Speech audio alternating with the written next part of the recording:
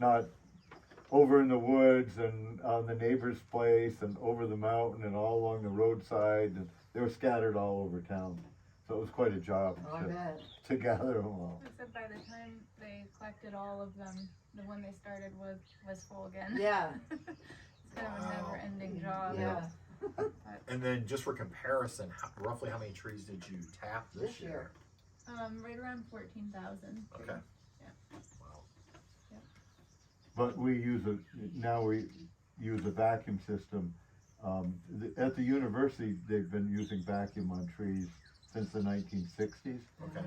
And they actually cut the trees down, examine the cells. You know, they haven't been able to document any damage, but what the vacuum does, it gives us more consistent production and higher production, so we can get enough production so we can get a reliable income. Right. Because back before we used vacuum, we had some years where we made very little syrup. It was like a disaster. Oh, no. So we have a lot of customers now that rely on buying the syrup, and with the vacuum system, even a bad year is a lot more than we used to make. Okay. Yeah. Well, before we get all into the modern day, one question I wanted to ask, and I may be totally off base, but Jenna, I thought the first time we were here, you mentioned that the house that we're sitting on right now, on the porch, that years ago, was this like a bed and breakfast or an inn?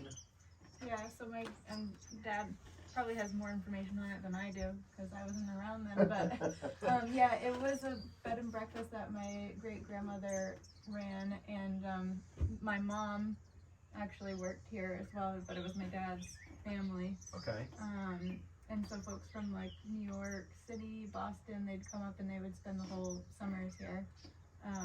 Yeah, we called it a guest house. Okay. Yeah, and they served 3 meals a day. And actually, my wife Bonnie got a job here when she was probably 13 years old. And she came back year after year. I always complained because she didn't make any. Did you make $15 a week? Yeah, most was You got paid $15 a week, Wow. plus tips, which was nothing. often $1 a week for serving 21 meals. Oh, wow. But I said, don't complain, you own the place now. So, yeah, I was gonna say, wait a minute, that was before you were married, but yeah, if you were that young, so maybe, Bob, that's why she kept coming back, even though the pay wasn't good, maybe there was a young, handsome man here. Yeah, that was a few years ago. Yeah.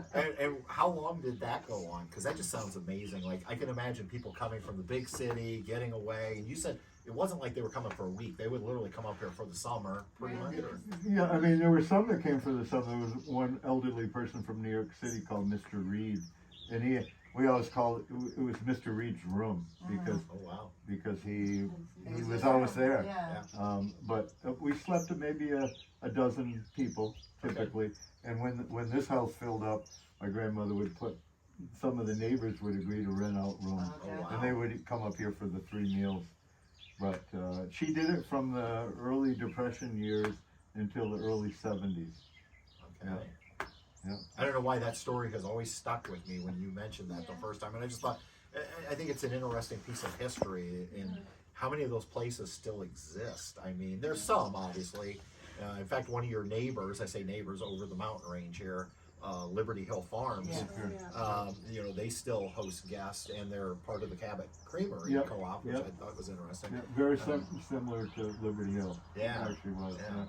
And then at some point, though, the, what would you call it, guest house shut down, and now it's your home. That's right. Yeah. And it's a big house for 2 people now that our kids are gone. Right. But